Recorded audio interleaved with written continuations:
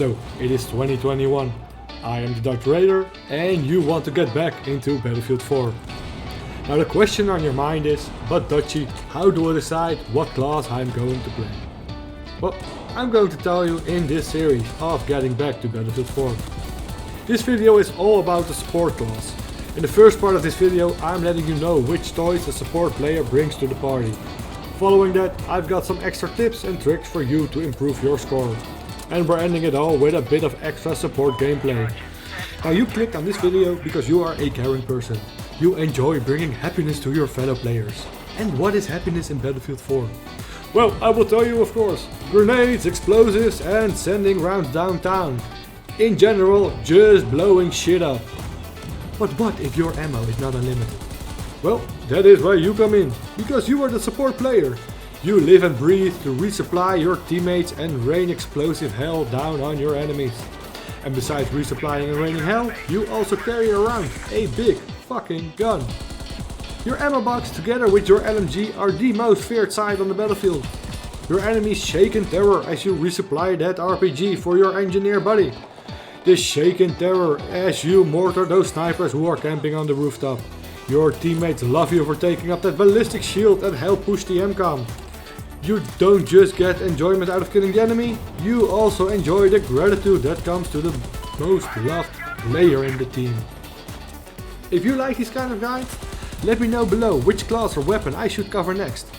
Leave a like if you want to get back into Battlefield 4 and subscribe for more Battlefield madness. So now to the support toys. Well, for the ammo guys amongst you, there are two types. We have the ammo pack and the ammo box. The pack is just a little version that only contains bullets for a single soldier, where the box also resupplies grenades, rockets, etc. and caters to multiple players. The box also has a little bit of a cooldown on it, so keep an eye on that. Then my item of choice, the mortar. This weapon is so much fun to use, and with some practice you can really turn the tide around in games. Just a couple of well-placed rounds can clear an MCOM point for your team to set explosives in peace. Later more on that. Next up, the XM25, which is quite an awesome weapon in real life too. It is a grenade launcher that is designed to explode its ammunition at a set target, so that it can explode right behind your target when he is behind cover. Now in Battlefield 4 there are three versions of this weapon. The airburst, which does exactly what I just explained.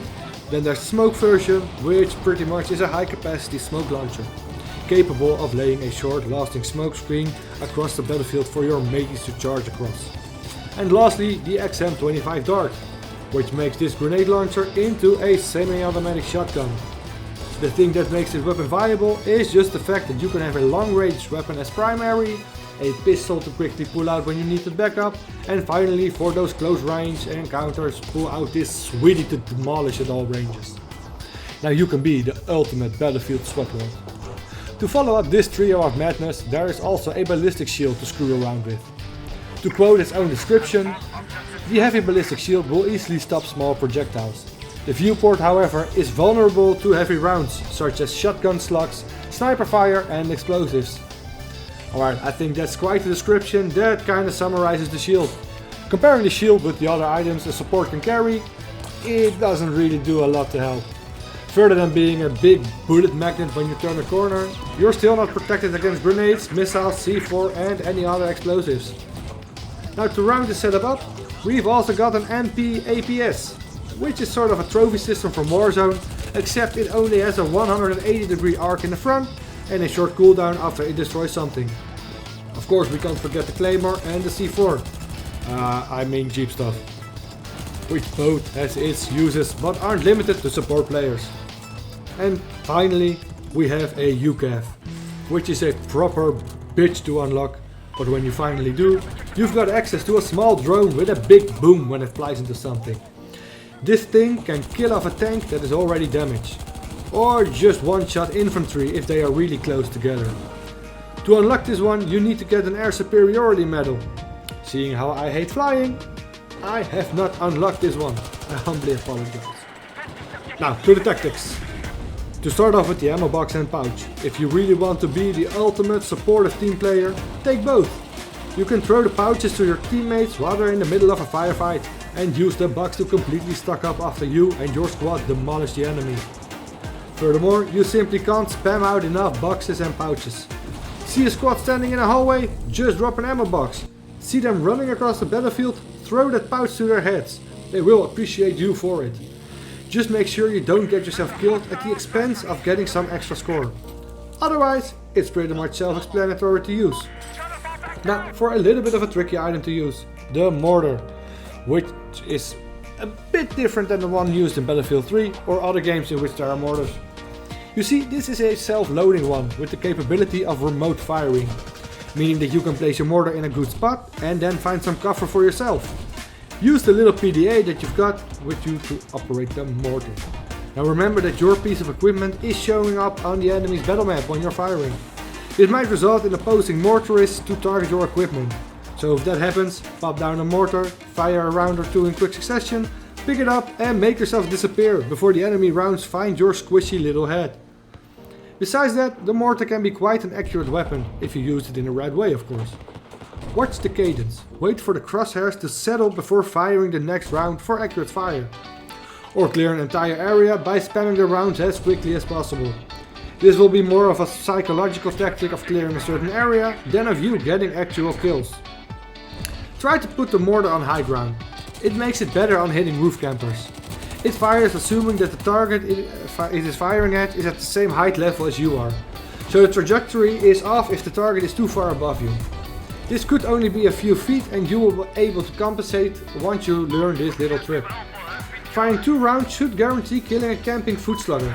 Also keep an eye out for any tall buildings that interrupt the trajectory of your mortar, as this will result in you just shooting a skyscraper with a spitball. It might also be tempting to fire out all the rounds you have at once, but it's always good to keep at least one in the chamber for a quick fire when the opportunity arises.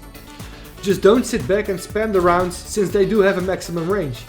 Optimize these tactics by moving up with the rear guard of your team.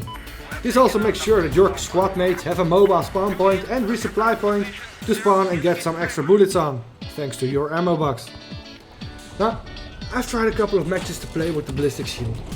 I really like the idea of it, but I can't make it work.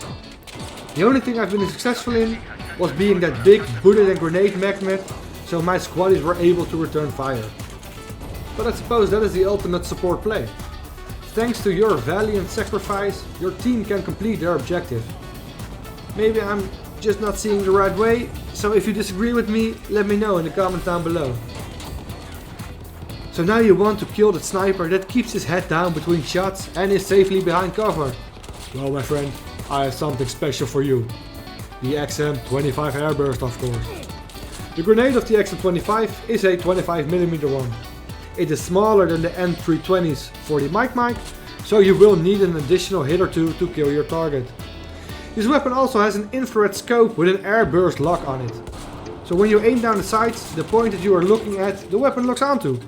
You can see this by the big red lock appearing with above it a number of how many meters away your target is. The airburst is then offset by 3 meters. The lock is reset the moment you stop aiming down the sights, but otherwise it will remain locked at the distance that you had chosen when you scoped in. Now you can use this weapon perfectly for taking out snipers on top of buildings. Just lock on the edge of the roof and you will easily be able to take out those pesky roof campers. There's a little bit of a bullet drop over range, so there is some trial and error to compensate for this. But with a little practice it will be a walk in the park eventually. Now the smoky variant of the XM25 is ideal for games like Conquest and Rush.